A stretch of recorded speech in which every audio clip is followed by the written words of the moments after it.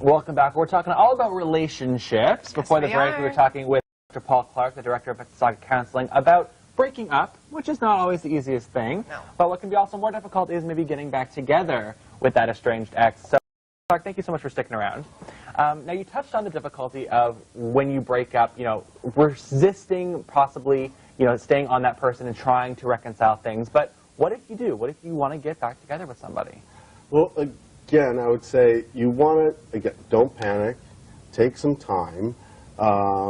You don't resist the temptation to call them right back and say, we got to get back together again. Let them feel what they're telling you by breaking up with you is that right now I need some space. And so give them that space.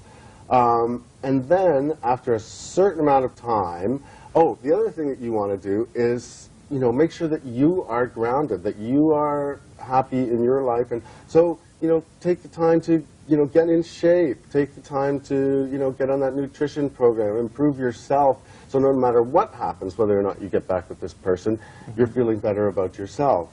And then over a certain period of time, you decide, you touch base with them, but it's not like, hey, let's get back together again. And you would ask them, hey, do you want to do something? And I would suggest not a movie or a dinner, but hey, let's have coffee. So when you're talking about period of time, how do you gauge that time? Is it different for everybody depending on how long you've been with that person, how serious the relationship was? Yeah, I would say it is. You have to sort of play it by ear. But I would say weeks, at least, that you want to let them know that you are not bouncing right back at them and that the space that they wanted is there. Maybe even longer. It can be months. And, they may start seeing somebody else. It's very common to have a rebound relationship and not, to be panicked by that because those rebound relationships start very quickly. We've been in an intimate relationship. We feel totally alone. We jump back into another relationship. They tend to be very short. Are they healthy, though? Is that a natural thing to have those? It's a natural phenomena. I would say healthy or not.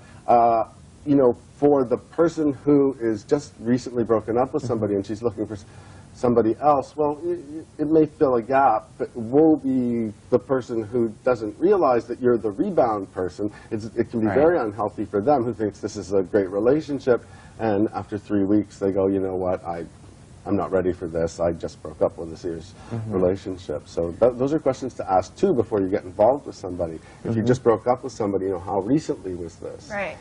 So is it generally maybe a bad idea to try and reconcile this broken relationship? It depends how bad things were. That's another thing you want to do is take inventory. During this time, take some serious inventory. Is this somebody that you could really see being with the rest of your life? Are the problems that you had fixable?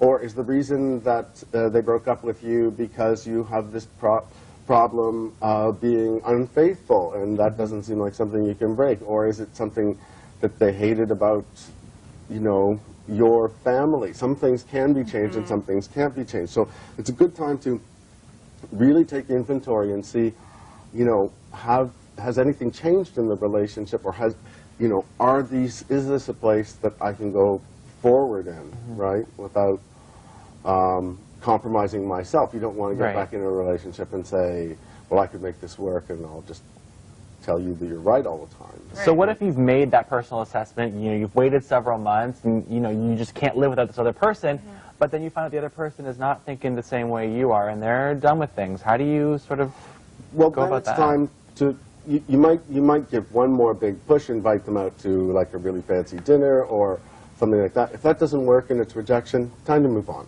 Yeah. You've got to know if it's not going anywhere and they clearly have, they've got a Facebook status, engaged, and, this is a time to accept reality and go, okay, this is not going to work out. Got to grin and bear it, I guess, eh? Yeah. Well, I mean, there's different ways to go about maybe rectifying things that have gone awry, like families and stuff like that. But I mean, I want to kind of talk about makeup sex, if that's appropriate. Oh. Yes. I mean, a lot of people do choose that route. Yeah. Does it work every time? Is it a good solution? Is it even a solution? Well, the short answer is not really. I would say particularly for women. You know, about 80% of women would say that if they've done this, it's not a good idea. And that's partly because the act of love is so much a more personal experience for the woman that particularly, well, it depends. Are you the dumpee or the dumper? You know, the roles change. But sometimes men are able to disassociate a little bit. And so we can still be friends and we can have sex, but, you know, that doesn't mean we're going out. You know, and is this makeup sex? Is this going to lead us back into the relationship? But fundamentally, it's not what you want to base a relationship on. You know, that very few people would talk about their future wife and go, you know, I stayed with her because she was great in bed. You know, Right. It's the other things that are really important. I mean, it can be very positive experience at the time. The question is, are you going to have consequences afterwards? Are you going to, oh, we're just friends and we'll just sleep together? Is that something you can do comfortably? Or is that going to make you feel guilty and used and not comfortable in the end? Right. So you have to make that decision. It is very common, but as I say, women tend to be, about 80% of women would say never. It's right? a bit superficial. But the same percentage of men would say, yeah, sure, no, this is a great idea. Exactly. Right. So it all depends on where you are and whether you have been, like, are you the one that was dumped? Because you're Right. going to feel a whole lot more fragile in that situation. You know, what does this mean in terms of if I dump this person and, hey, I still get to sleep with them, well, this is a really good deal. You know, Could be a so- win-win for some people, Yeah. but like you said. Let's touch on one thing before we wrap everything up here as well. You talked about social media and the importance of, you know, the people on there and their relationship statuses. What about your family and friends and their reactions and how much their influences have on whether or not you should be with or without somebody? Well, that's always something to take into consideration. So you have basically two versions, which is your family loves the person you're with, and when you break up with them, they are devastated. They arguably like them better than they liked you, and so you're going to get a lot of heat. And you know, maybe you should try and get back with this person. They seemed really nice, and you know, being nice is not necessarily the answer. Right. The other side is that breakups can occur because families disapprove of the person Right. that you're Yeah, with absolutely. and say, like, I'm sorry, you are not married. This person is nothing like us. They have a different religion. They speak a different language. We don't want this person around.